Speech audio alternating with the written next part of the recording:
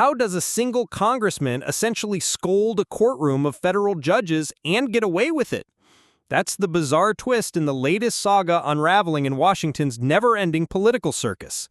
At the center of it all is Hakeem Jeffries, the House Minority Leader, who's being accused of stepping way over the constitutional line by trying to tell a bunch of federal judges in New Jersey how to do their jobs.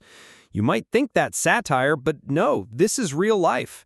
Jeffries reportedly sent what critics are calling a pressure-laced letter to 17 judges, essentially telling them, hey, don't extend that prosecutor's term again.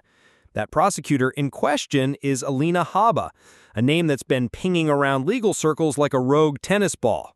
Let's pause here for a second. These judges, 15 of whom, not coincidentally, were appointed by Democrats, were apparently being urged to block Habba from continuing her temporary term.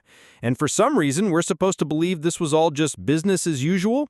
No backroom politics, no agenda? Pull the other one. Now, the complaint about all this was just filed, so technically nothing has happened yet. But legal watchdogs say this smells suspiciously like a violation of the separation of powers.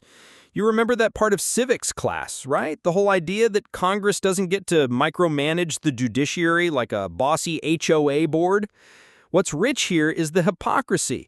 For years, Democrats have painted Trump as some fascist overlord trampling the Constitution in muddy boots.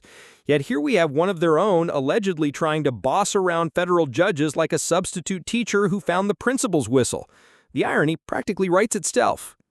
Of course, Republicans aren't exactly sitting on their hands. They're calling foul and urging House Speaker Mike Johnson and the Ethics Committee to launch a formal investigation. According to conservative legal voices, this isn't just a political sideshow, it's a serious breach of how our government is supposed to function. If the ethics panel takes it up, this could get spicy. And underneath all this drama lies a mess of bureaucracy and procrastination that would make your local DMV blush. Here's the deal. There's a quirky federal statute that says a temporary U.S. attorney can only serve 120 days unless they're either confirmed by the Senate or rubber-stamped by local federal judges.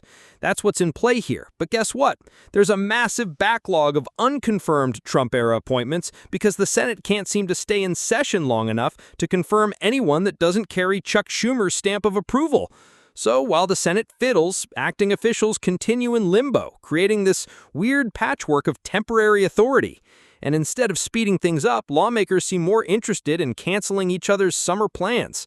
One commentator dryly suggested that if GOP Senator John Thune just forced Schumer to work a weekend or two, maybe these confirmations wouldn't keep getting punted. Meanwhile, this game of musical chairs leaves important roles across the Justice Department unfilled or temporarily filled, adding to the dysfunction. Whole departments are flying half-staffed. It's like trying to run a restaurant with only dishwashers and no cooks. Not great when you're supposed to be managing federal law enforcement.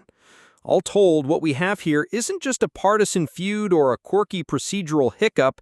It's a perfect snapshot of how broken and petty Washington politics can be, where letters turn into battles, Senate recesses become tactical maneuvers, and the Constitution is used more as a suggestion than a rule book.